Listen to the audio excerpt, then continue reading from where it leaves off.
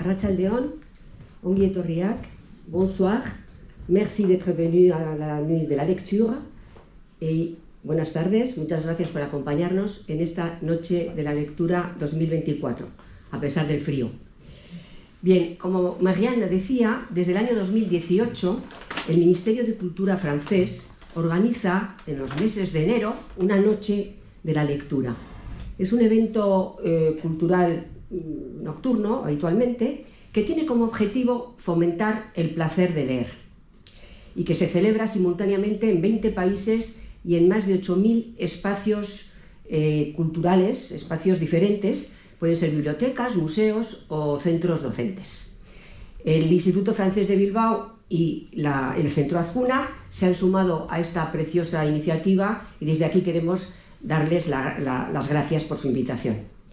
El tema propuesto este año por el Centro Nacional del Libro para las Noches de la Lectura 2024 es el cuerpo.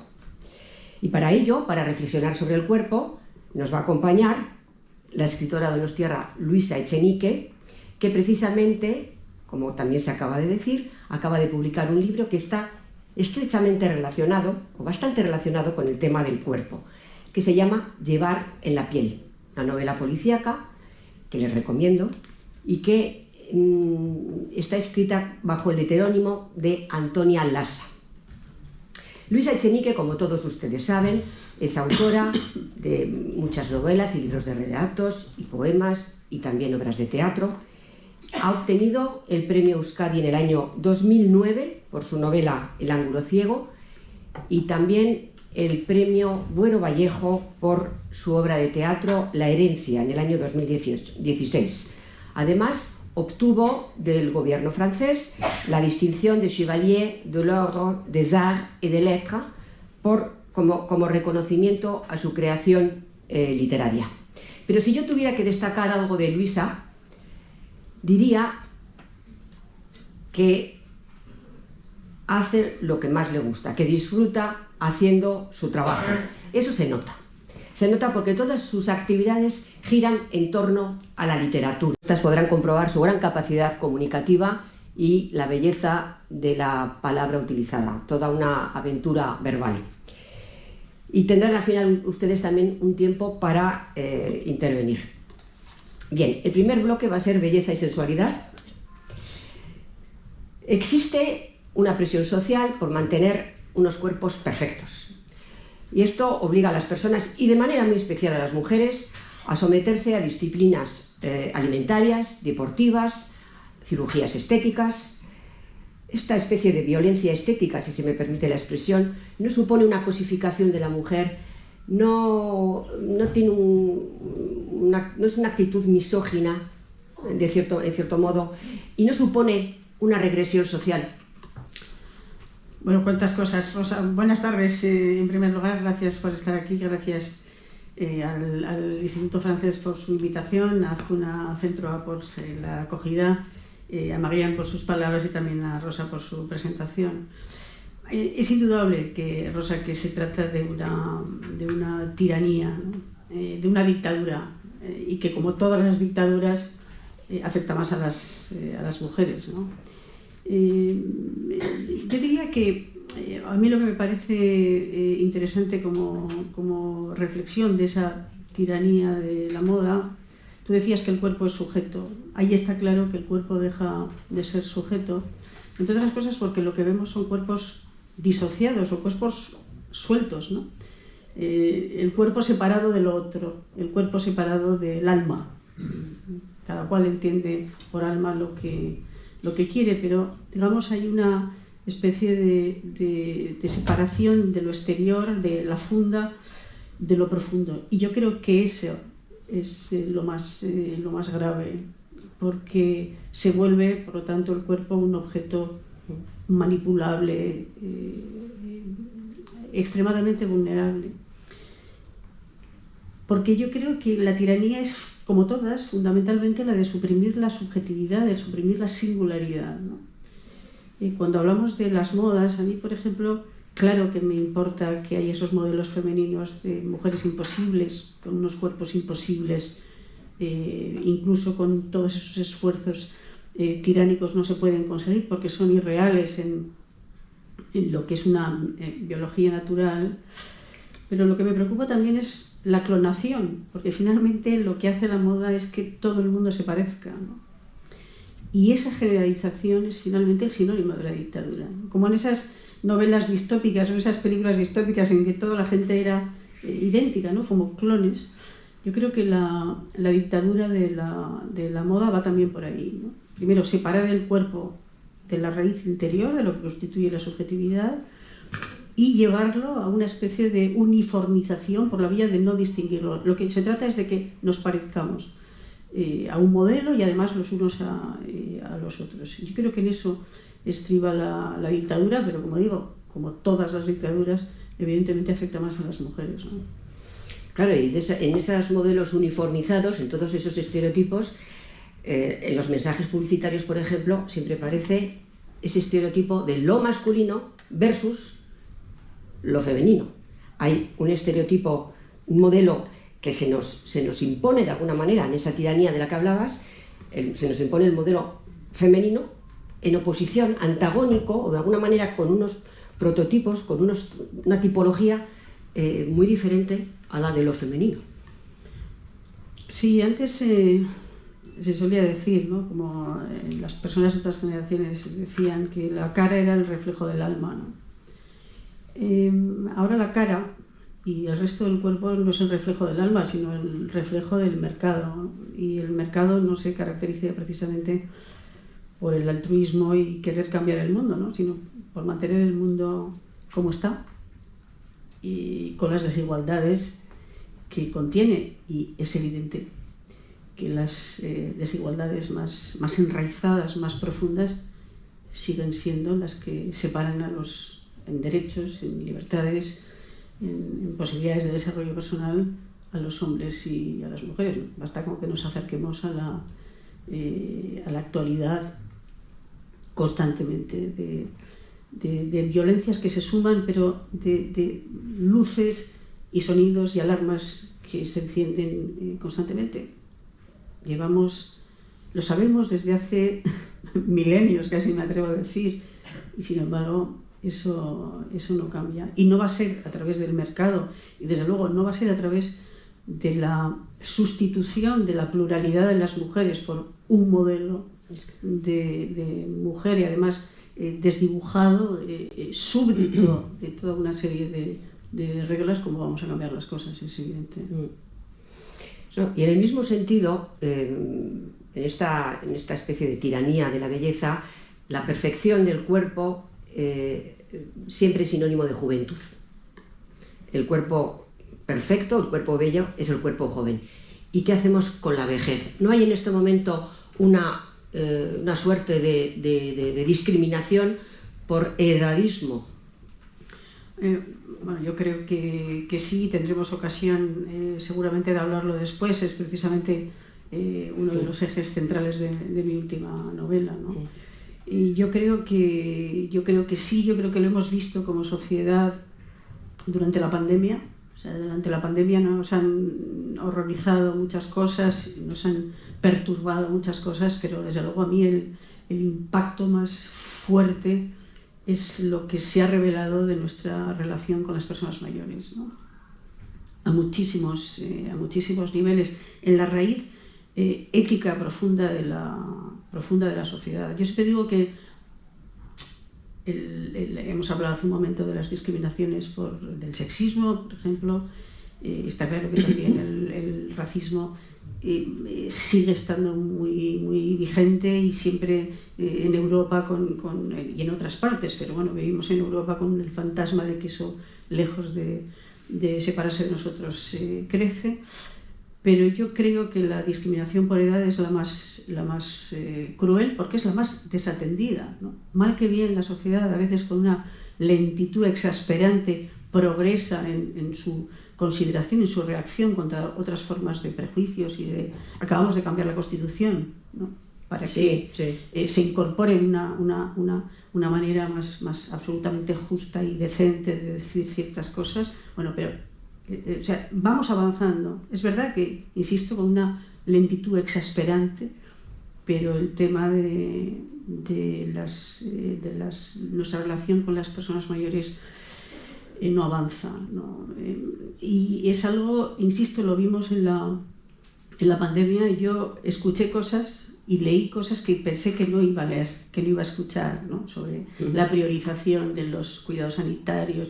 Hay toda una serie de cuestiones. Yo creo que la relación con los mayores es casi la prueba del algodón de la convivencia y la prueba del algodón de la democracia, porque las personas mayores necesitan muchos recursos y necesitan mucha atención, y yo diría que mucha consideración del patrimonio a todos los niveles que contienen, ¿no? No somos precisamente campeones del mundo en esa consideración, en ese respeto, en esa generosidad convivencial, ¿no?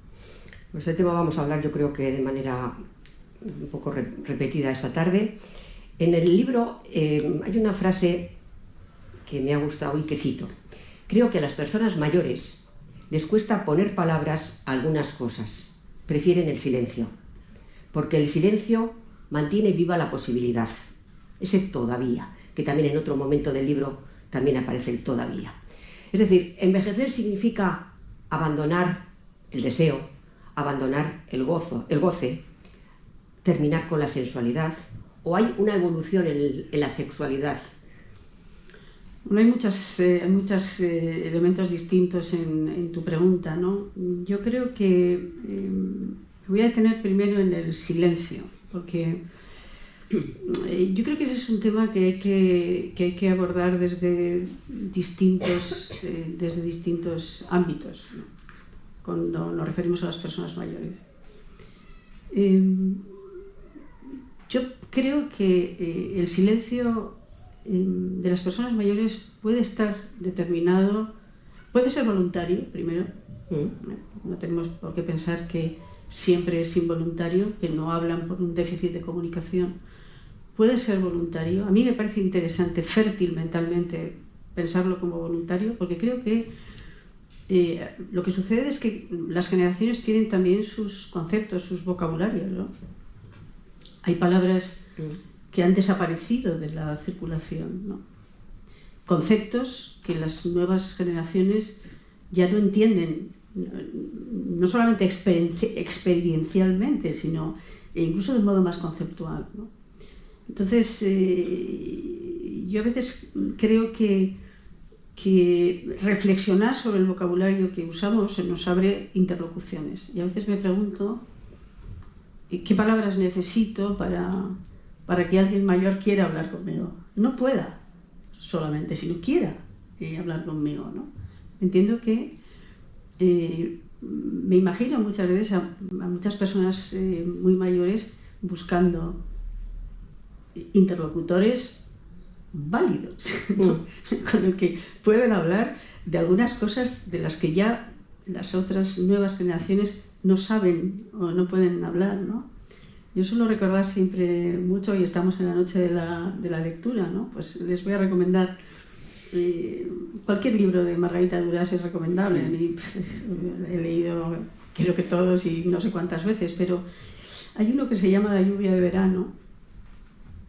No es su novela más conocida, pero es una novela muy interesante. Y en un determinado momento dice una frase bellísima, dice: Le mot cherche et se pose. Elle a posé le mot sur moi. La palabra busca y se posa. Ella ha posado la palabra sobre mí. Y a veces me imagino que hay gente mayor que está con palabras que están buscando dónde posarse, ¿no? Yo creo que el lenguaje y los valores, el lenguaje y el tiempo son cosas sobre las que tendríamos que reflexionar más. Se tiende a imitar el lenguaje de los jóvenes para congraciarse con ciertas cosas, a veces con unas imitaciones absolutamente ridículas, ¿no? Caricaturales. Imitamos menos el lenguaje de los mayores, y yo siempre lo recuerdo y a mis alumnos les digo, como decía mi abuela o como decía mi madre, porque las personas mayores son reservas naturales de palabras también, ¿no? Protegemos los bosques, bueno, pues protegemos también de la tala lingüística a las personas mayores. Y ahora volvemos al otro, la cuestión del deseo, ¿no? quizá una de las cosas que hace el edadismo es pensar eso. Pensar que a partir de cierta edad la gente descarrila un poco de la vía del deseo y del placer, como que ya no es asunto para la gente mayor.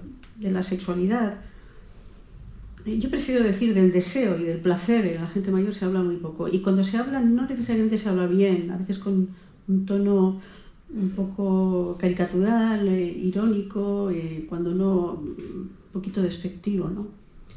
Y yo creo que forma parte, como de tantas cosas, es una de las discriminaciones que también nos impide explorar más cosas. Es decir, para empezar, nos impide explorar la vida como un conjunto, como no etapas no como compuertas en esos submarinos, ¿no? Que se cierra la compuerta y se van aislando las habitaciones, ¿no? Sino la vida como un continuo. Y yo creo que nos impide, incluso egoístamente, prepararnos para nuestra propia edad adulta y después para nuestra propia vejez. Y le impide a la sociedad tener, yo diría que versiones más originales de todo, ¿no? O sea, que estemos en un mundo en el que de lo que más se habla en este momento en relación con la sexualidad sea del porno y los niños, quiere decir que algo no funciona. ¿No? Que algo no funciona, aparte de que estén cayéndose del guindo ahora, de que eso afecta a todo, incluso a la violencia. En fin, bueno, sabemos lo del porno y los niños desde hace años, ¿no? Yo cuando leo esas cosas un estudio dice que el porno afecta a la manera que los niños tienen de ver a las mujeres, hace falta un estudio. ¿Cuánto se han gastado en ese estudio, ¿no? De sentido, no se hace nada. De sentido común, ¿no? Entonces yo sí creo que está claro que es una de las manifestaciones de la... Y además diría una de las manifestaciones más crueles, porque asociamos el deseo y el placer con una forma de felicidad. Entonces pensar que eso les ha desaparecido para ellos es un modo de asociar vejez con tristeza, que es otra cosa absolutamente inaceptable, ¿no? Y además el deseo tendrá sus grados, sus matices, y el deseo seguramente es necesario en la vida. Hay que vivir con un deseo de algo, ¿no? O sea, eso es, seguramente no va evolucionando, pero no termina, no se acaba. Hombre, está claro, volvemos un poco, uniendo un poco las cosas de las que estamos hablando, ¿no? El deseo entendido, la cuestión es siempre qué entendemos por las cosas, ¿no? Deseo como sinónimo de qué, porque es evidente que el deseo entendido como motivación, entendido como objetivo, es el motor de la vida, ¿no? Es lo que nos hace levantarnos, hacer cosas, no digamos si identificamos el deseo con la pasión, o sea, es claro, el motor esencial de la vida, ¿no? Otra cosa son esos deseos, que llamamos más bien ganas, esas ganas contagiadas desde el exterior, que esas crean sufrimiento, porque no están hechas para ser satisfechas, sino para generar más demanda, podríamos decir, por lo tanto más insatisfacción. Pero Valéry lo decía, el escritor francés Paul Valéry lo decía, esos deseos que no están enraizados en nuestra psicología profunda, ¿no? Bueno, pues yo creo que esos deseos no enraizados, él decía infligidos desde el exterior, ¿no? Entonces esos deseos causan necesariamente infelicidad, pero los otros son, yo diría que la definición del dinamismo de la vida, ¿no? De la vitalidad. No tienen caducidad, van evolucionando, ¿no? Efectivamente. Pero ya que estamos con el cuerpo, yo creo que la dificultad de imaginar la sexualidad, el placer o el deseo en la gente mayor es como una incapacidad de imaginar que alguien mayor pueda ser deseado. Claro. No solo tener deseos, sino ser deseado, ¿no? La idea de que un cuerpo, como dice Antonia Lass en la novela, atravesado por la vida, ¿no? Los grandes atravesados por la vida, pueda ser atractivo. Es decir, que cuando nos centramos en el tema del cuerpo, la gente mayor se van como imanes, o sea, se van imantando todas esas virutas de discriminación y en el fondo de crueldad, ¿no? Uh-huh. Voy a pasar a otro bloque que podríamos llamar necesidad de la presencia del cuerpo. El cuerpo es sujeto, el cuerpo tiene edad, raza, sexo, género, estatus, unas maneras sociales de comportamiento, y en tu libro dices, el escándalo libera. ¿Es posible la transgresión? ¿Es necesaria la transgresión? ¿Es posible la libertad? Yo creo que la transgresión siempre es posible. Creo que casi siempre es liberadora, ¿no? Otra cosa es que sea fácil. Yo no creo que es fácil, ¿no?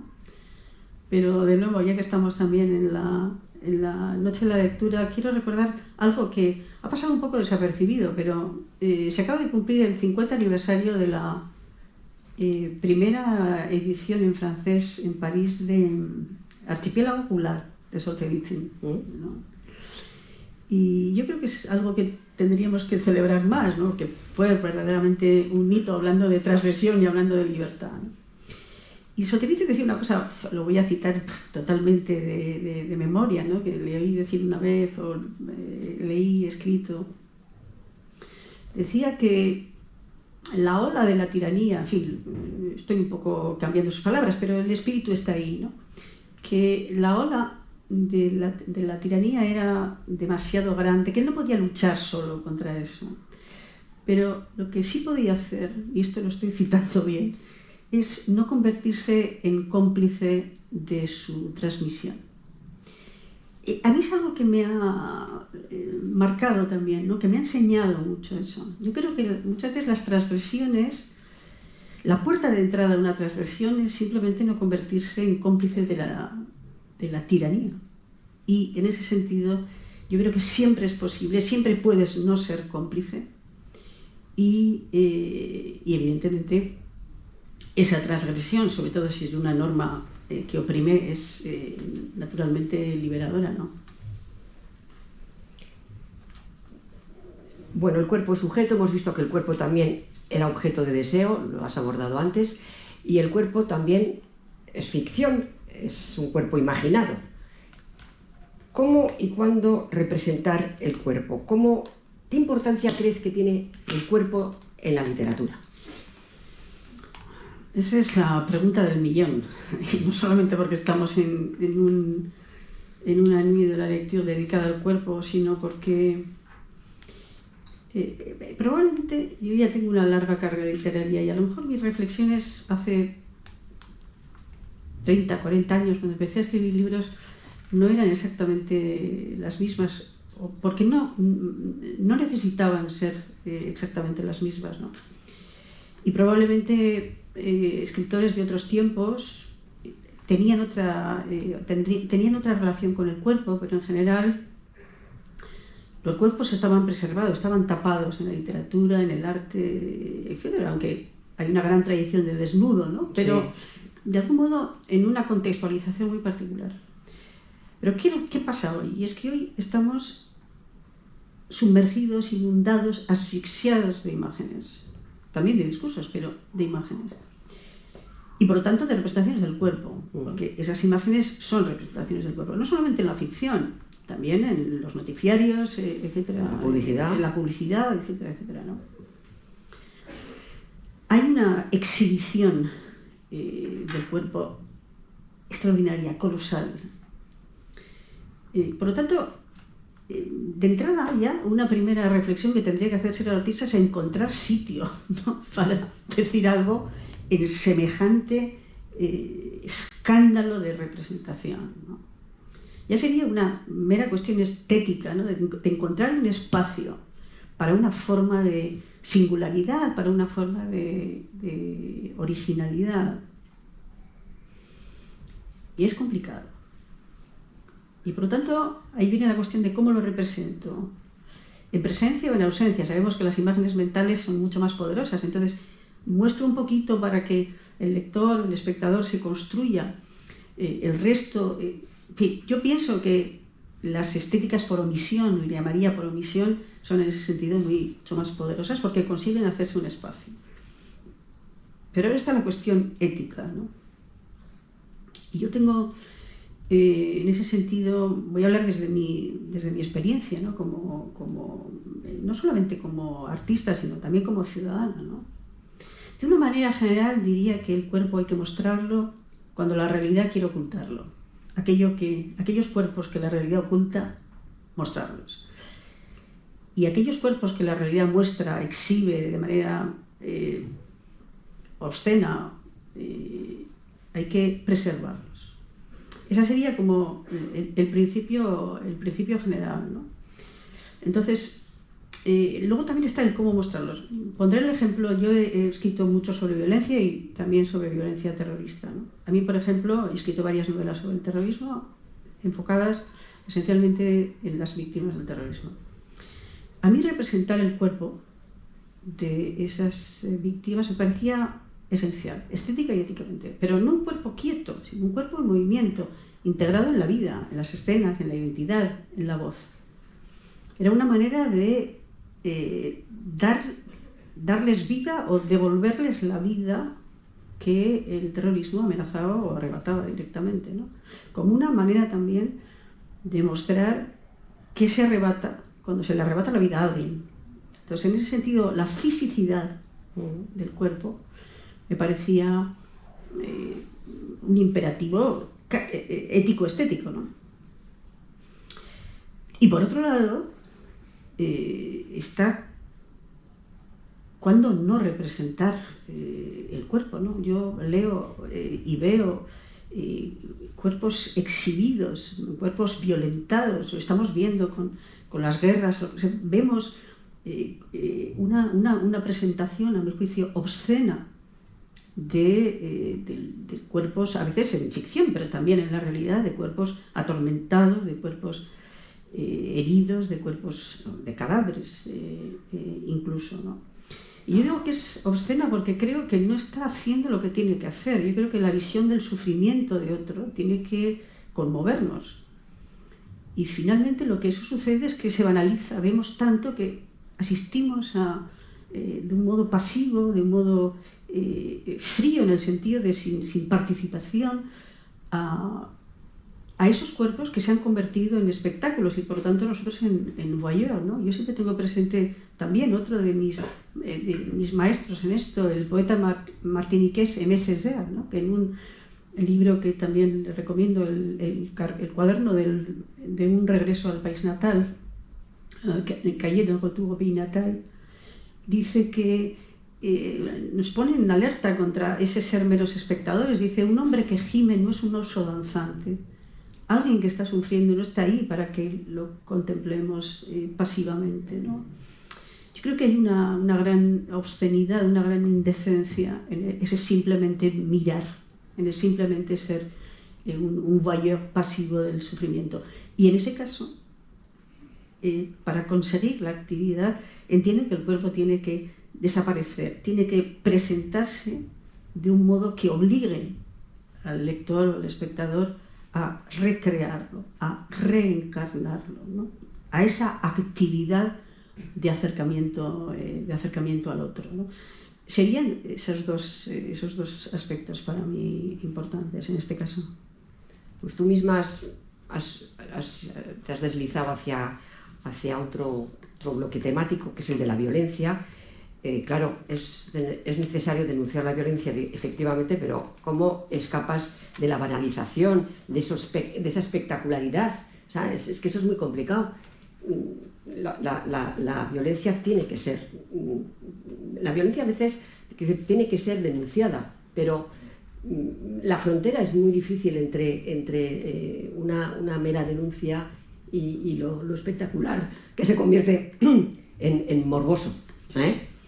Antes decía, claro que hay que denunciar la violencia, ¿no?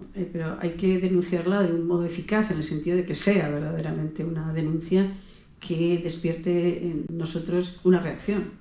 Porque para que todo siga igual es información, no es denuncia, ¿no? Estamos informados de que eso sucede, pero denunciar de alguna manera, primero es tomar posición, y segundo, contra algo, ¿no? Y segundo, intentar que esa reacción se produzca también en el lector, como esa famosa carta de Kafka a su amigo Oscar Polak, ¿no? Que le dice que los relatos tienen que ser hachas contra el mar de hielo que hay en nuestro interior.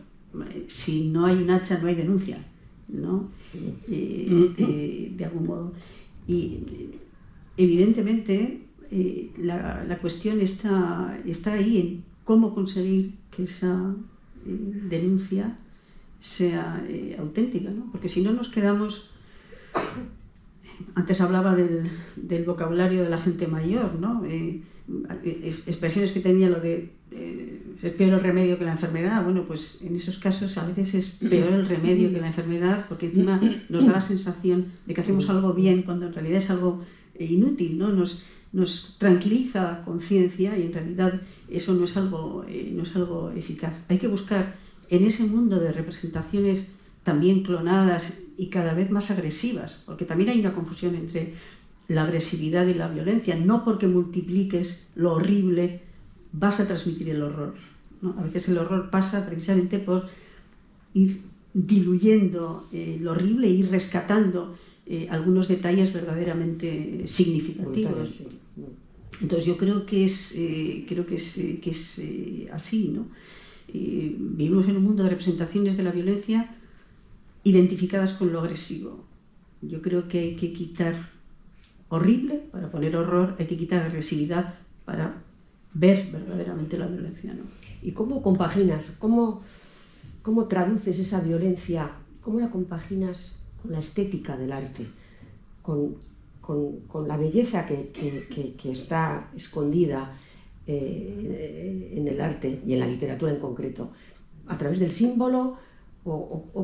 ¿Cómo haces para transmitir esa violencia? Hay toda una serie de, iba a decir estrategias, pero parece un término excesivamente utilitario, aunque lo es, ¿no? Digamos, las obras de arte tienen un andamio, luego retiras el andamio y queda solo la obra de arte, ¿no? Pero como artista, como escritora en este caso, yo tengo que armar también un andamio, ¿no? Yo creo que hay primero el trabajo sobre la forma, por ejemplo el trabajo sobre el estilo, ¿no? Hace un momento citaba una frase de Duras de La lluvia de verano, ¿no? Hay otra frase terrible de ese libro y al mismo tiempo hermosa porque introduce en el territorio más hostil, introduce algo bello, ¿no? Uno de los personajes canta y la novela nos dice que esa voz tenía una dulzura de antes de los montones de cadáveres.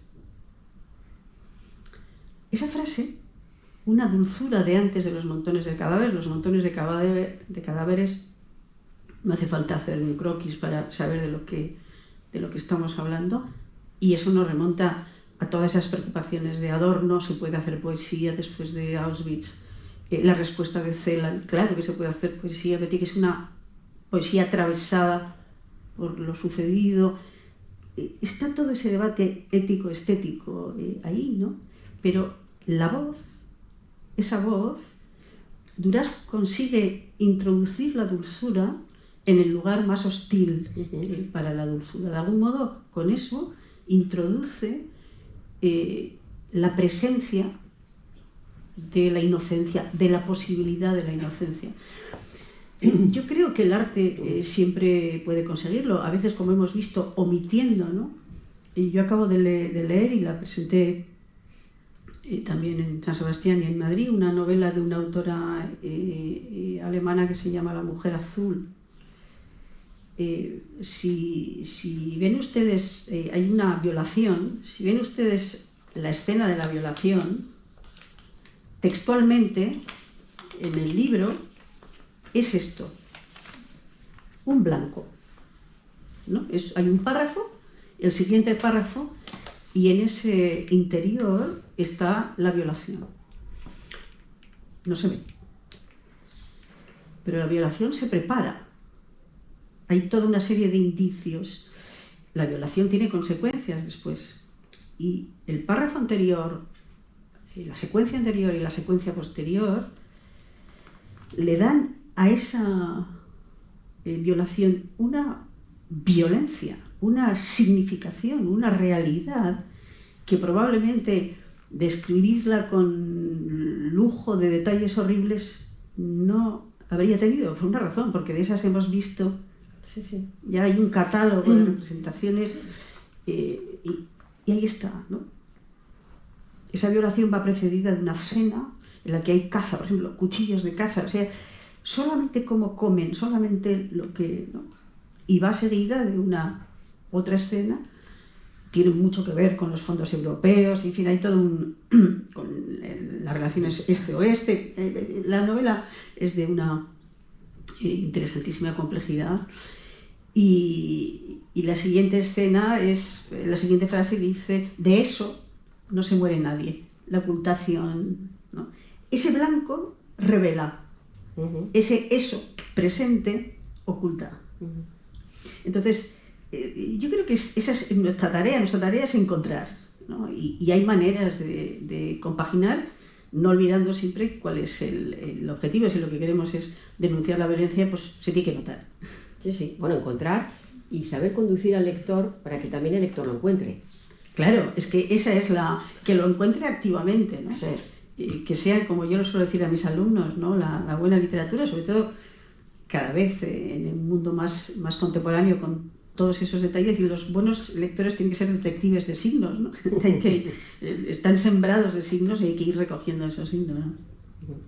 Bueno, pues vamos al cuarto bloque, que ya, bueno, tenemos que hoy celebrar la noche de la lectura. Vamos al cuerpo, la novela negra, y así vamos a hablar de la última novela de Luisa Echenique.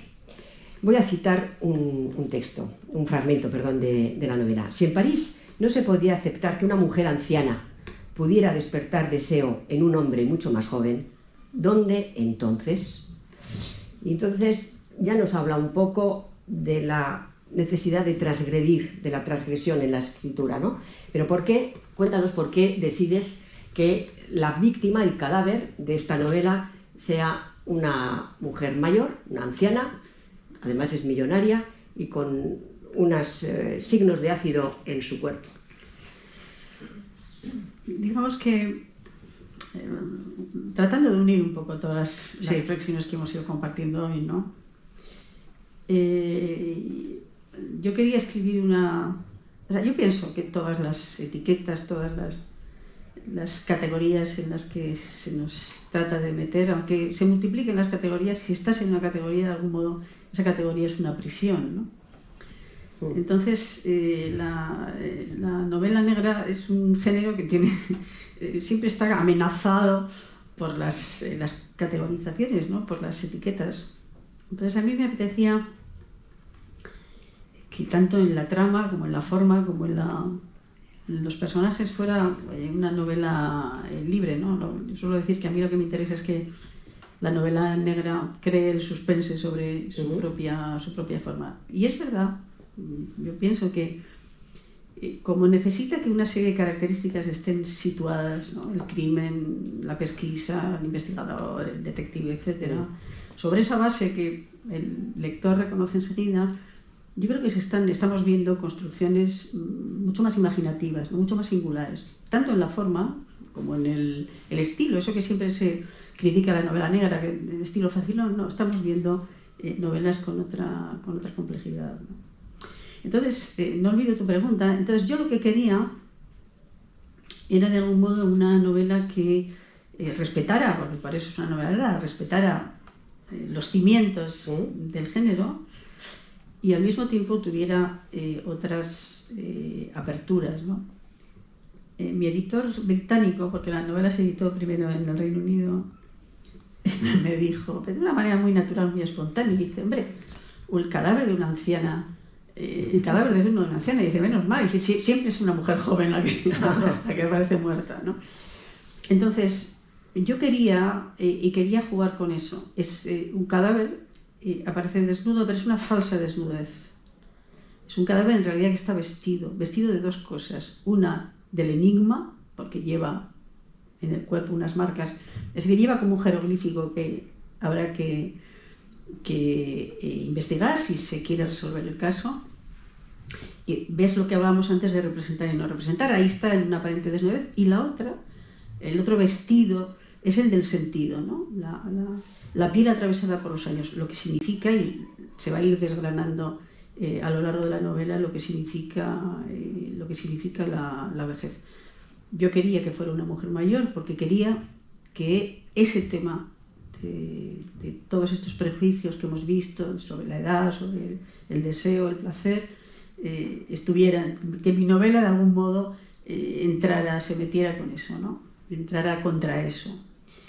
¿Y por qué millonaria? Porque quería que fueran mujeres con la posibilidad de afirmación de ese deseo. Entonces son mujeres vulnerables porque son muy mayores y porque tienen unos gustos, digamos, muy poco convencionales, y al mismo tiempo son poderosas, porque lo son por estatus social y estatus económico, y al mismo tiempo porque tienen el poder, esa energía del deseo, lo que hablábamos antes de el deseo como motor. Ellas tienen un motor extraordinario, una fuerza extraordinaria, porque conservan ese deseo, ¿no? Y por cierto, les tengo que decir que hoy me ha pasado una cosa extraordinaria, de esas alianzas que la literatura y la vida a veces hacen así, ¿no? El detective de esa novela, Albert Larten, ha instalado su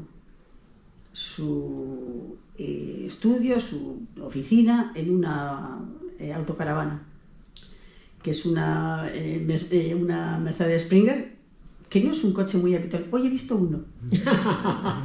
En la autopista, cuando venía delante de mí, era el negro, y de repente digo, no me lo puedo creer, que voy a Bilbao a hablar, entre otras cosas, de llevar en la piel, y veo uno, no veo nunca, porque no es un coche muy habitual. Bueno, pues hoy me he encontrado con uno.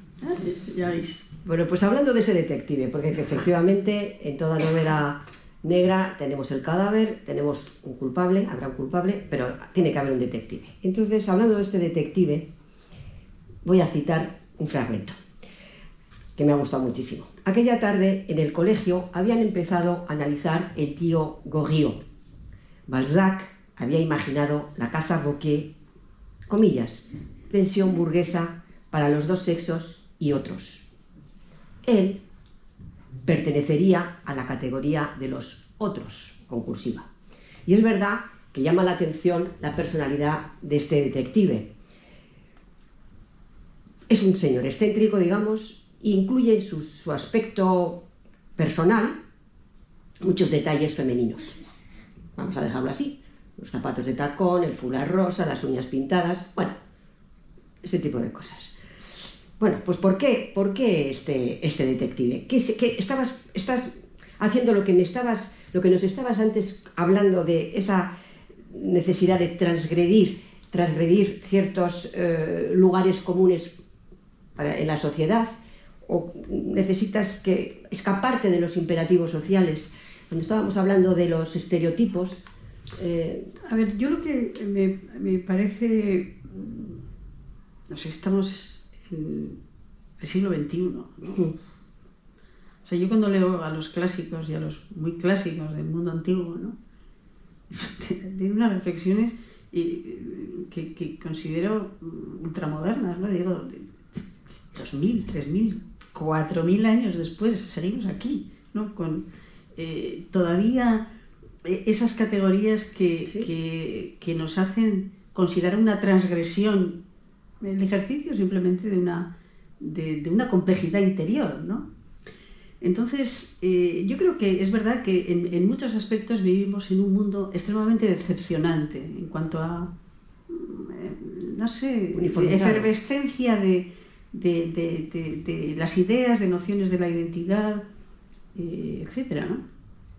Y además vemos ahora que cuanto más se abre eso, más hostilidad genera, ¿no? Entonces yo quería presentar a un personaje que no fuera un transgresor, en el sentido de alguien que conoce una norma y se sitúa contra esa norma, sino que viviera con total naturalidad una identidad compleja, móvil también para él. Es decir, no un definitivo, esa idea de que somos algo, ¿no? La identidad como un punto de llegada, ¿no? Hay un crítico francés, Tardieu, que es especialista en la obra de Proust, que dice algo que a mí me encanta, ¿no? Dice que entre las cosas que le tenemos que agradecer a Proust es que nunca nos proponía nunca nos proponía frases de partida, sino frases de llegada. Quiere decir que Proust, cuando ponía la frase, había atravesado mucha reflexión, ¿no? Entonces yo creo, en cambio, que en la identidad siempre estamos, de algún modo, en un punto de partida, ¿no? Esa idea de que hemos llegado a ser algo me parece incompatible, primero, con la realidad de la vida, del movimiento vital, y luego muy poco atractiva conceptualmente, ¿no? Entonces, mi Albert Lachten es alguien que no transgrede, sino que está confortablemente instalado en un entrar y salir mucho más imaginativo de categorías sobre la sexualidad, de categorías sobre la apariencia, de categorías sobre la identidad, ¿no? Bueno, pues yo voy a concluir con una pregunta que me parece necesaria en este contexto, en el contexto de hoy, y es preguntarte ¿por qué leer? Yo creo que evidentemente decir leer proporciona placer, en fin, yo creo que hay toda una serie de razones que son subjetivas, ¿no? Es verdad que alguien como yo, que empezó a leer prontísimo en su vida, casi a mí me resulta inimaginable pensar en una vida sin leer, ¿no?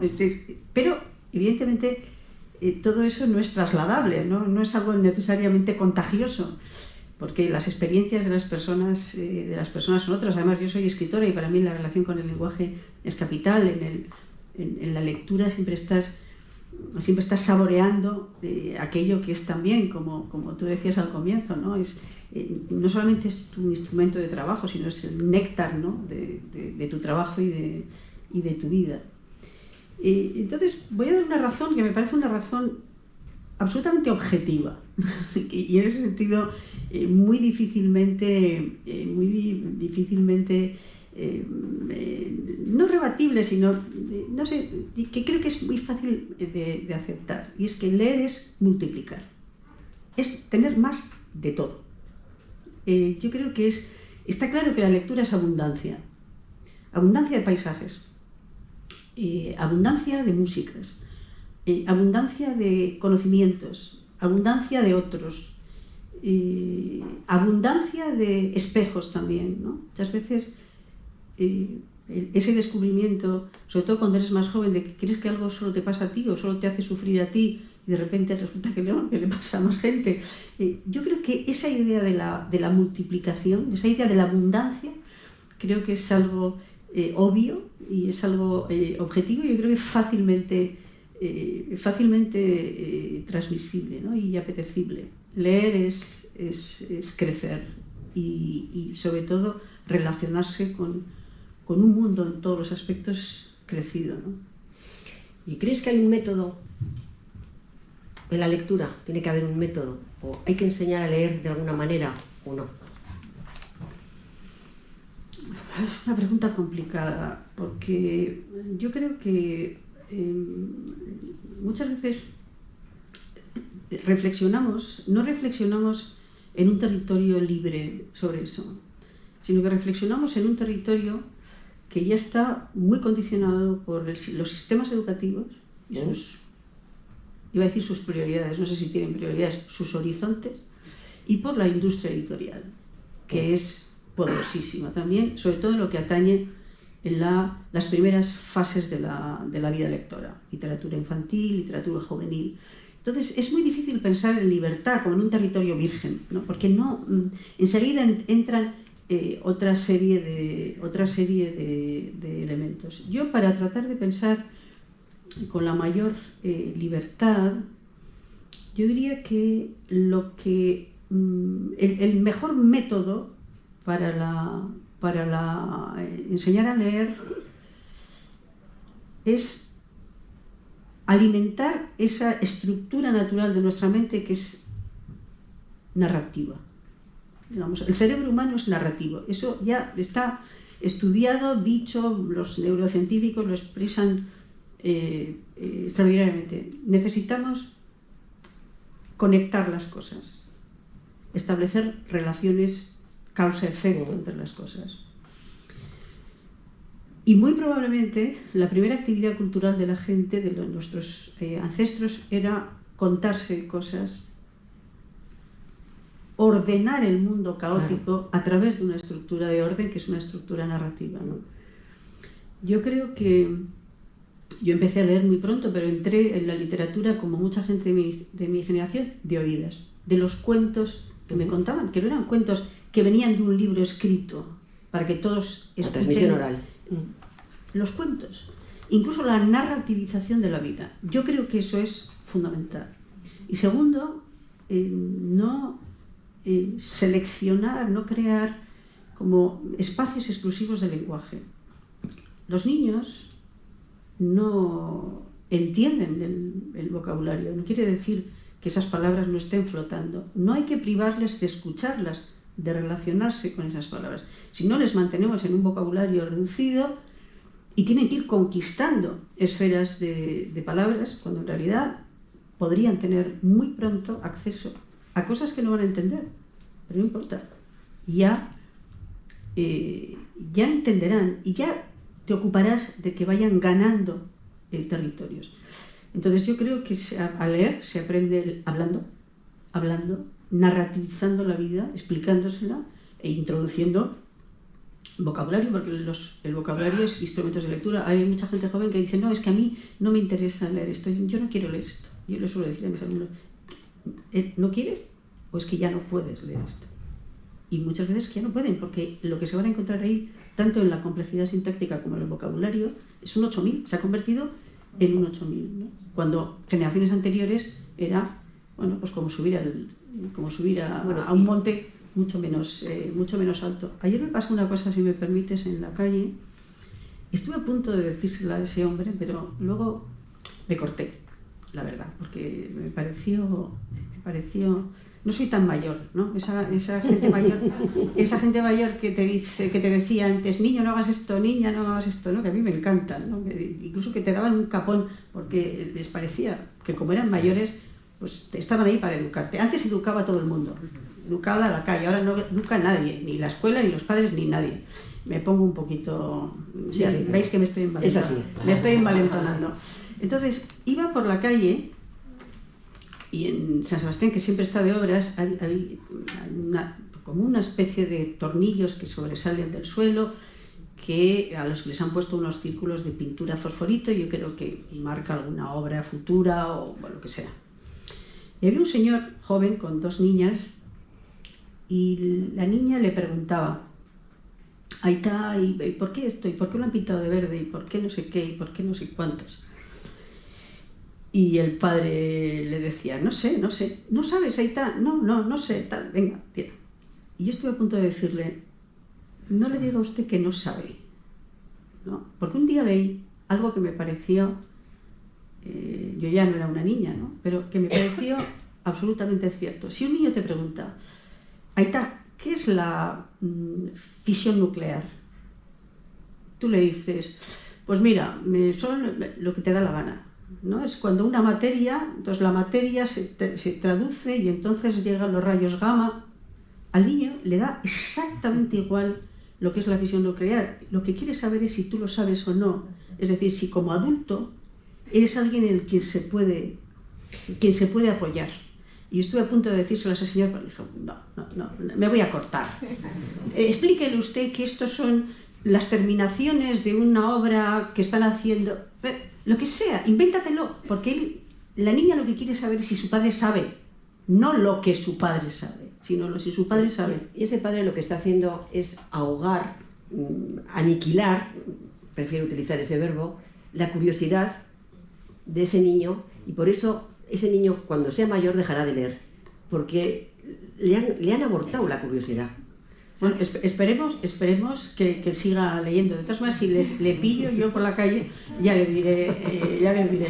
No, pero eso es importante. Por eso digo que yo creo que se enseña a leer enseñando la complejidad del mundo pronto, explicando. Y si los niños no entienden una palabra, ya la entenderán. Pero hay palabras para decir las cosas. El día que esas cosas tengan que ser entendidas, entenderán la palabra, pero la palabra pueden llevarla antes flotando, como diría Margarita Duras, ¿no?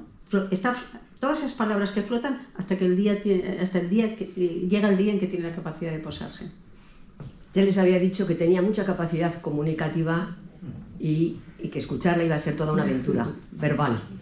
Así ha sido. Entonces ahora tienen la palabra ustedes para hacer cualquier comentario sobre el cuerpo, la noche de la lectura, llevar en la piel, lo que quieran.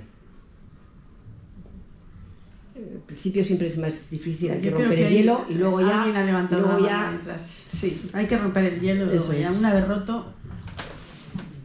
Aupi, bueno, primero darte las gracias.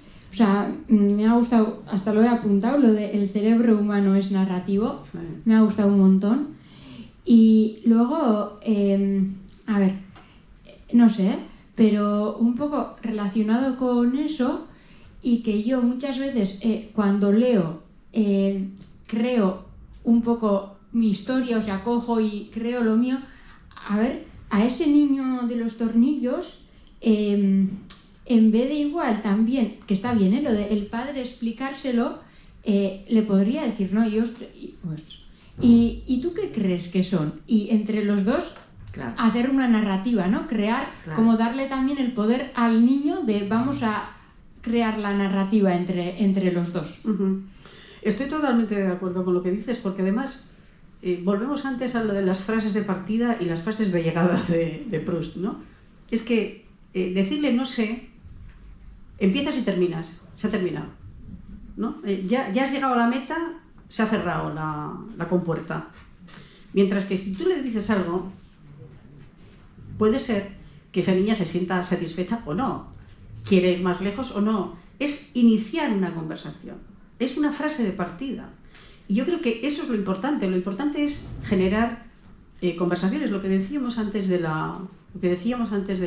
silencio de la gente mayor, ¿no? El silencio se rompe si se transforma en diálogo, se rompe verdaderamente si se transforma en diálogo, si se transforma en interlocución. Entonces, lo que sucede con la lectura muchas veces es que es una interlocución y esa interlocución tiene que ser preparada. Tú cuando estás leyendo estás escuchando a otro, y si hay personajes, estás escuchando otras voces.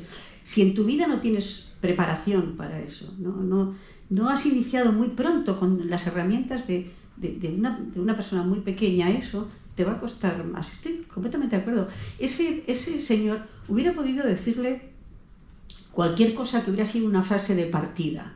O podía haberle dicho, mira, ahora no me acuerdo bien, pero cuando lleguemos a casa vamos a mirar.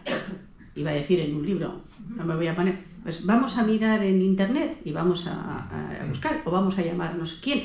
Iniciar algo, decir, no sé y venga, claro. es un modo de cerrar. Y yo también a él también le puedo entender, puede estar confrontado a no tener una respuesta, es decir, al vértigo también de no tener respuestas, porque decía antes Rosa que a esa niña la curiosidad se estaba como cortando las alas a su curiosidad. Me da la impresión de que es una niña curiosa porque se estaba fijando, es decir, era una cría y a lo mejor a ese señor le tiene absolutamente asfixiado de preguntas.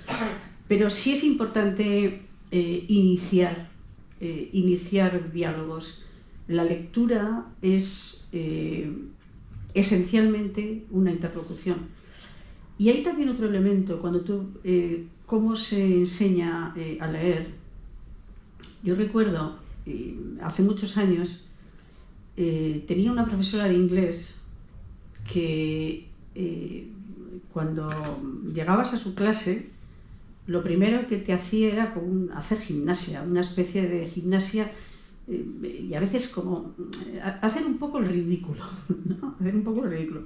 Y muchos alumnos no entendían, ¿no? Y ella decía que sí, te sueltas. Hablar muchas veces es soltarte, no tener vergüenza de decir las cosas cuando tienes que hablar otro idioma, ¿no?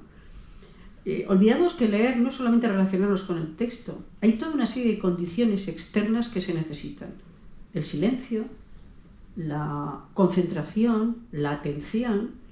Entonces, ¿cómo se puede enseñar a leer? Pues, por ejemplo, enseñando a los niños y a las niñas a estar, por ejemplo, sin hacer nada, en silencio. Es decir, creando ya las condiciones de una forma de hábito y de hábito confortable para las condiciones que necesita la lectura. Y la lectura necesita que tú puedas estar... ¿Qué escritor francés era? No me acuerdo ahora quién lo decía. Uno de estos grandes, pues igual Balzac o... decía... No, era Alejandro Dumas, el padre. Decía, uno de los... No era Alejandro Dumas, porque ahora estoy dudando de si era un escritor francés. A lo mejor era alguien como Kant, el que decía que uno de los máximos logros de la escuela era conseguir que los niños estuvieran sentados durante un periodo importante de tiempo, ¿no? Quietos y sentados. Bueno, pues eso parece como de un abuelo cascarrabias. No, es que para leer necesitas estar quieto, sentado o tumbado, me da igual, pero necesitas estar quieto. Y si tú no aprendes eso, no vas a poder... hace falta crear las condiciones exteriores también y las condiciones interiores para poder iniciar esa interlocución de la lectura, ¿no? Enseñarles a estar sin hacer nada. Dice, no, que el niño se aburre, que los niños se aburren. Te aburres tú a lo mejor de verles circular, pero los niños tienen que estar sin actividad para poder desarrollar, autogenerar ahora nos hemos acostumbrado a decir la inteligencia artificial generativa, ¿no? Bueno, pues la inteligencia natural también es generativa. Hay que darle espacio. Pero fíjate, en el caso del niño es más fácil. Se empieza a complicar la cosa con los adolescentes. Con los adolescentes es más problemático. Yo pienso que hay una seducción que la literatura yo creo que hay vías de acceso, ¿no? Es verdad que decimos, no, los jóvenes tienen mucha relación con el audiovisual. Tienen la misma relación audiovisual que tienen con los libros, mucha relación. Cuando digo los jóvenes estoy generalizando en aquello que entendemos un problema en relación con la lectura, ¿no? Evidentemente hay jóvenes que no son en absoluto así, pero los adolescentes pueden estar mucho tiempo en las pantallas, pero no necesariamente significa que tienen una relación profunda con los contenidos de las pantallas. La cuestión no es de pantallas o de papel, es una cuestión de qué nivel, si es un nivel superficial o es un nivel de profundidad, ¿no?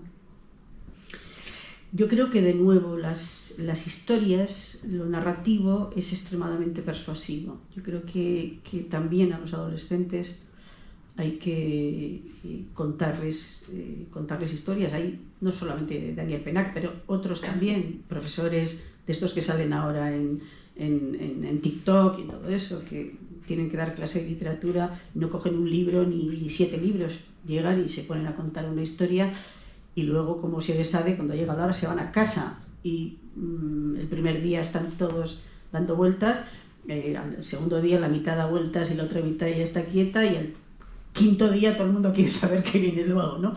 Bueno, pues yo creo que hay una persuasión también de lo narrativo, de todo lo que constituye la intriga. Hay que pensar que, por ejemplo, la literatura es el lenguaje puesto de la manera más eficaz, si la literatura es buena, de la manera más eficaz, es decir, más seductora. Y yo creo que hay que contarles, hay que contar historias, y una vez de que se han enganchado a la trama de la historia, empezar a decir cómo esas tramas se hacen, cómo se construye, un poco el making of, ¿no? Hablarles, por eso pienso que la escritura creativa es una manera también, porque les enseñas el qué y el cómo. Les enseñas a comer, pero también a la receta para preparar el plato, ¿no? Pero hay maneras.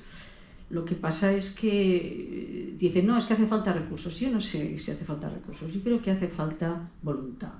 Yo no tengo claro que la voluntad esté en los poderes públicos, entiéndase por públicos lo que queramos, la voluntad de tener personas autónomas, de personas pensantes, de personas capaces de tener una mirada lúcida y transgresora o crítica con el mundo. Yo creo que eso no interesa.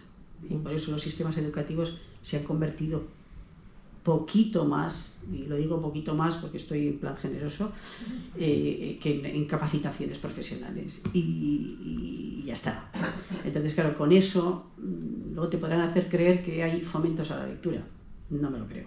No, yo creo que si se quiere fomentar la lectura y el pensamiento, ya se sabe cómo hacer. No hace falta ser Einstein para saber cómo se hace. Yo creo que vivimos en una contradicción entre una especie de buenismo de los objetivos y una realidad que es una realidad mucho más dura, ¿no? Yo creo que ahora, por ejemplo, el tema del porno se está reaccionando, pues porque ya empieza, es como lo del tabaco, ¿no? Pues cuando se recaudaba más por el impuesto de tabaco que lo que costaban el tabaquismo, pues entonces se permitía, cuando ese desequilibrio la balanza cayó del otro lado, entonces es más rentable que la gente no fume que pague el impuesto del tabaco. Pues yo creo que es lo mismo, yo creo que ha llegado un momento en que el impacto de lo que ven, de la violencia, de la pornografía, está teniendo un impacto tal en la sociedad que ya no compensa. O sea, que ya hace falta andar, pasa lo mismo con la comida basura, etcétera, ¿no? La obesidad infantil, que tenemos nosotros buena muestra, 1 de cada 3 niños nuestros tiene sobrepeso, es el problema de salud pública más importante que existe en nuestros entornos, ¿no? El primer problema de salud pública. Claro, cuando llega se convierte en tal problema, pues entonces se empieza a regular la comida, esas tonterías, como me decía hace poco una doctora, que aquí en Cruces, a la salida de la unidad de endocrinología, etcétera, había una máquina de esas, durante años, una máquina de esas de porquerías. En fin, bueno. Ahora, en cortito, a ver, algo en plan... Bueno, primero gracias, me ha gustado un montón la explicación. Y en cortito, a ver si se me entiende. Sobre los cuerpos... has dicho un poco, a ver, gambara en castellano, trastero se puede decir. Sí. Vale, pues un poco, ¿no? Esto de la importancia de, no sé, sacar un poco, enseñar un poco los cuerpos del trastero, es que en el castellano suena feo, del trastero así, no tanto los del escaparate, o como en algunas novelas tuyas, los cuerpos de las víctimas. Y es interesante, pero luego he pensado, también ¿no sería interesante un poco ver esos cuerpos que no están tanto en el trastero sino en el escaparate, cuando van a sus casas, las inseguridades que pueden sentir o las presiones que pueden sentir, o las personas que han matado a esas víctimas que están en sus celdas, los miedos que pueden sentir, lo violentado que pueden sentirse? Eso también mostrarlo, no sé. Sí, no. Aquí estaba, mi reflexión tenía que ver estrictamente con la presencia del cuerpo. Otra cosa es que esas problemáticas estén, naturalmente. O sea, tú puedes hablar de todo eso, del escaparate cuando va a la casa, o del mundo interior de un verdugo, por ejemplo, de alguien que ha matado o lo que sea. Quiere decir que el hecho de no presentar físicamente algo, un cuerpo, por ejemplo, yo qué sé, herido, o un cadáver, o una mujer violentada o maltratada, no quiere decir que no vayas a presentar su experiencia existencial, la conciencia que eso supone, digamos, la problemática. Entonces, no significa... es precisamente cuando se habla de esas cosas, cuando te planteas cómo hacerlo, si voy a poner el cuerpo físico ahí o no. Pero eso no significa que se esté eludiendo todas esas problemáticas, al contrario. Entonces, lo que se va a buscar es la manera más eficaz.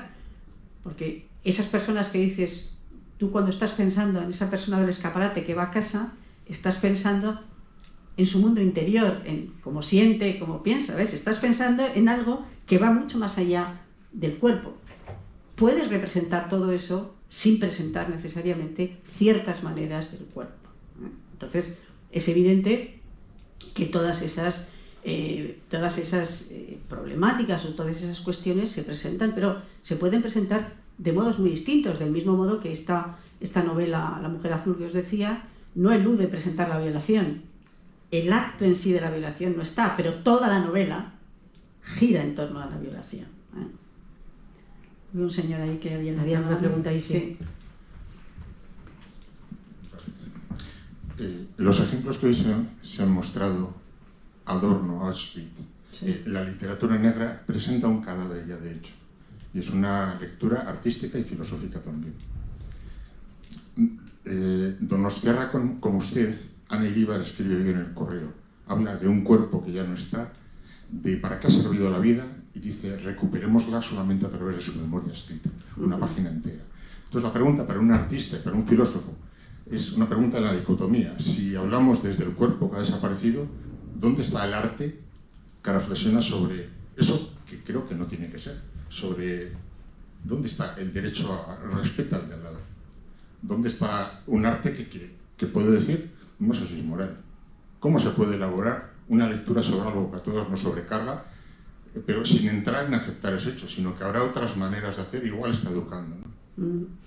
Claro, es verdad que lo que usted plantea es cuando, no sé, yo he escrito 3 novelas que hablan del terrorismo y, como decía, desde el punto de vista de las víctimas del terrorismo, y todas esas interrogaciones me las hago, ¿no?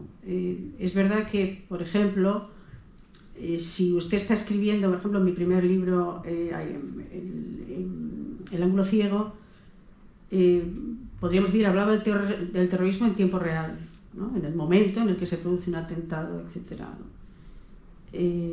Otros de mis libros, por ejemplo, Absoluta Presencia, ha pasado el tiempo, por lo tanto, es la cuestión de la memoria. En función de qué aspecto vas a abordar, vas a tratar de presentar las cosas de una manera o de otra, ¿no?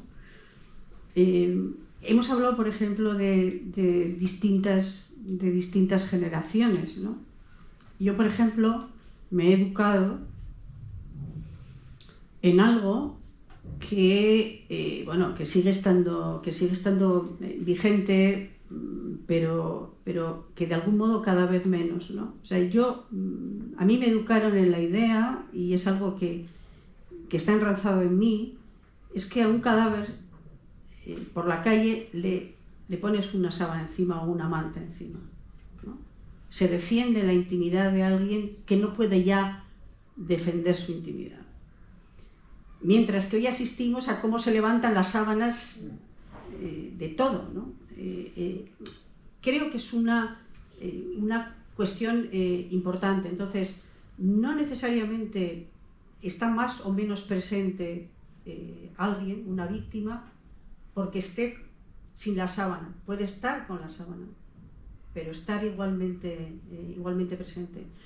Y luego, evidentemente, la mujer de Ordóñez habla desde por ejemplo, la cuestión del tiempo y la memoria, ¿no? Es otro tema fundamental, también lo he abordado en mis novelas, en la cuestión de la transmisión, ¿no? Yo la veía hoy con su hijo, ¿no? Con el hijo de Gregorio, que ya es un chico ya, pues, muy mayor, ¿no? Entonces, son distintas cuestiones. Entonces, en función de qué te planteas en tus libros. Yo, por ejemplo, en los 3 libros que he dedicado al terrorismo, siempre hay una relación intergeneracional, ¿no? Hay distintas generaciones, porque me parece importante que en algo que hemos padecido durante 50 años hay distintas generaciones. Y por tanto, esa idea de la transmisión, cómo transmitimos nosotros que hemos sido testigos directos a quienes ya no lo han sido, y esa memoria directa va a ir desapareciendo, como va a desaparecer la de la Shoah, como ha desaparecido las de otros. Hace poco se murió en Francia el último Poilu, el último veterano de la Primera Guerra Mundial, ¿no? Entonces, desaparece la memoria directa. Esas son preocupaciones constantes. Evidentemente, alguien, en este caso yo como autora, expreso mis visiones, que son visiones éticas y visiones estéticas, pero en el interior de una novela puedes haber construido una historia en la que los personajes tampoco se parecen a ti, por lo tanto van a lo mejor tener una visión más dialéctica con eso, ¿no? Entonces yo creo que insisto un poco lo que llevamos diciendo toda la tarde, ¿no? La memoria no tiene el cuerpo. La memoria, por definición, está lejos del hecho, y por lo tanto lejos también del cuerpo. Y no necesariamente un cuerpo presente es más presente que un cuerpo en ausencia. A veces la presencia se consigue más en ausencia. Yo creo que eso nos lo enseña, nos lo ha enseñado el arte a lo largo de muchísimo tiempo, pero sobre todo nos lo ha exigido, nos lo exige el mundo en el que vivimos, en el que vemos montones de cadáveres en una absoluta pasividad. Iba a decir indiferencia, no voy a llegar tan lejos, en muchas personas no será pasividad, pero en una especie de normalización de la mirada, ¿no? Obsceno, sí. Y hay que devolver esa especie de insoportabilidad de la mirada frente a eso para poder reaccionar. E insisto que creo que hoy esas cosas se consiguen más por omisión que por acción, en el sentido de la presencia, más por ausencia que por presencia. Había una pregunta, sí. ¿Puedo pasar sin hacerla, O sea, No. Sí. Lo primero, muchas gracias. Me ha parecido terriblemente sugerente. La última palabra que se ha hablado de intimidad, que es algo que creo que la intimidad ya es solamente un valor para una determinada generación, pero yo quería comentar, o no sé si es una pregunta, es un comentario, como uniendo dos bloques, ¿no? El bloque del deseo en las personas mayores, que yo me considero ya formando parte de las personas mayores como parte de los que estamos aquí. Y yo creo que sin deseo no se puede vivir sin esperanza y no se puede vivir sin deseo. Y la dificultad de la representación de que una persona mayor, que suena más bonito en francés, es deseante y deseable.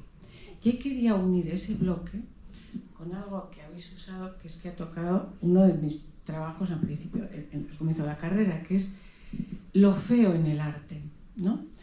Yo pienso que algo que se ha dicho, la belleza, lo feo, yo pienso que creo que está unido, porque todo el rato me venía esas dos obras de Umberto Eco, que es Historia de la belleza y Historia de la fealdad, donde se va viendo que los modelos de belleza cambian con la historia en las diferentes épocas y depende generalmente de los poderes o de las condiciones que existen, ¿no?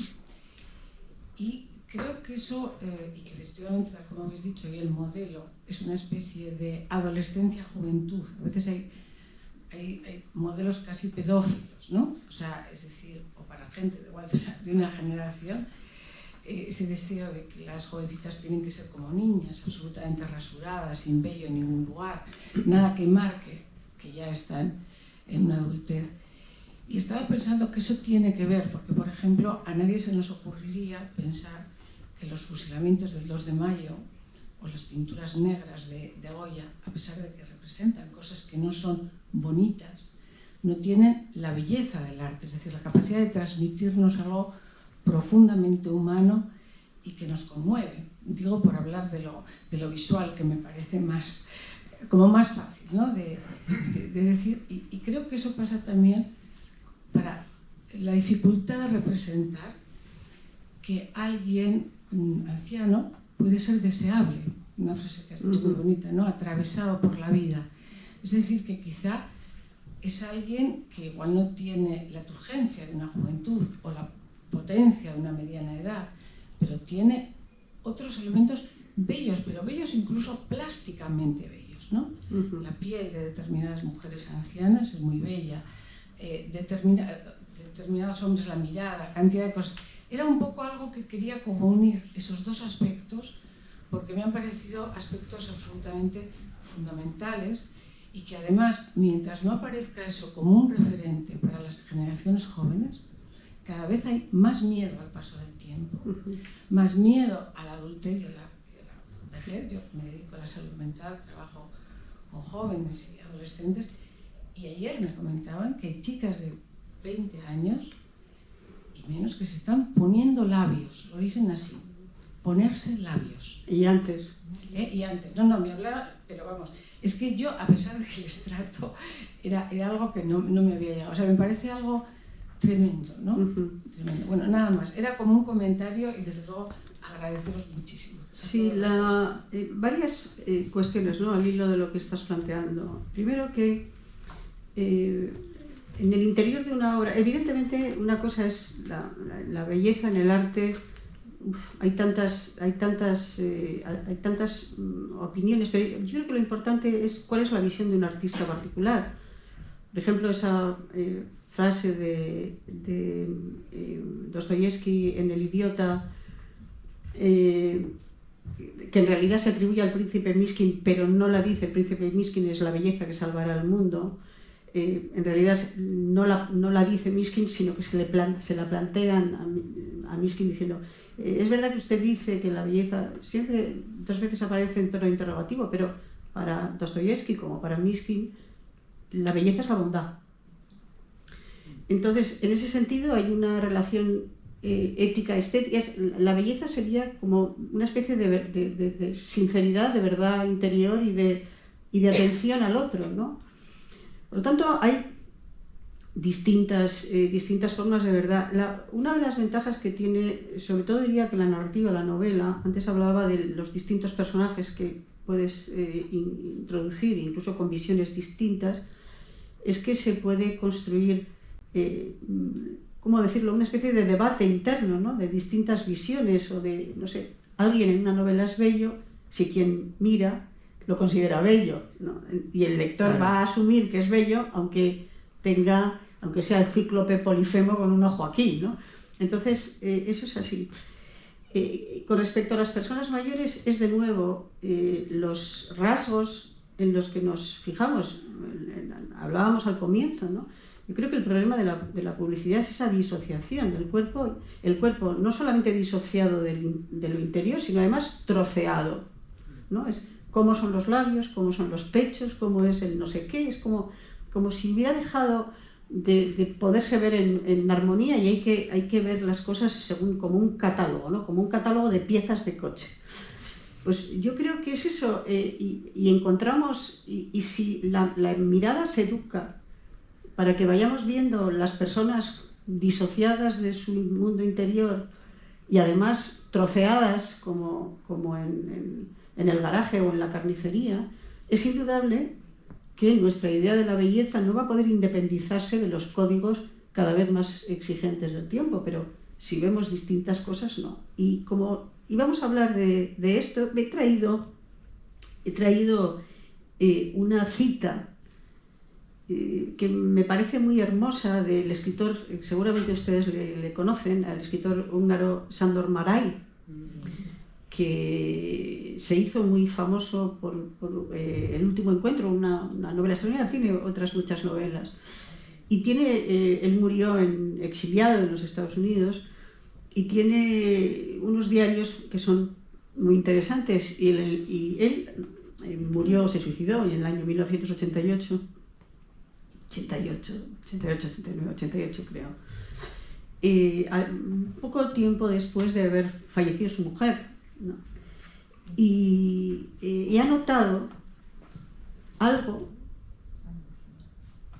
cómo describe él el cuerpo de su mujer, que me parece que es transgresor en la manera, no es que sea transgresor, es que se ha vuelto insólito a la hora de los atributos de ese cuerpo, se han vuelto insólitos en cualquier debate, ¿no? Dice Sándor Márai, un poco antes, esto lo escribe en el 88, un poco antes de morirse. Su mujer ya ha muerto y escribe lo siguiente. Yo lo he leído en la versión francesa, pero lo traduzco. Hoy, Elle, que es el nombre de su mujer, hoy he echado mucho de menos a él, su cuerpo noble y elegante. Claro, si entendemos por la belleza del cuerpo, la nobleza y la elegancia, estamos en un territorio de posibilidades de deseo que es otro, por lo menos otro, multiplicador del que hay. Si entendemos que solo es deseable una piel no sé cómo, y unos pechos no sé cómo, y un cabello no sé cómo, y unos labios no sé cómo de gordos, entonces evidentemente no, ¿no? Y Sándor Márai dice, echa de menos el cuerpo de su mujer, no está echando de menos, está echando de menos su cuerpo, y dice, noble y elegante. Y luego, punto, y luego añade su sonrisa, su voz.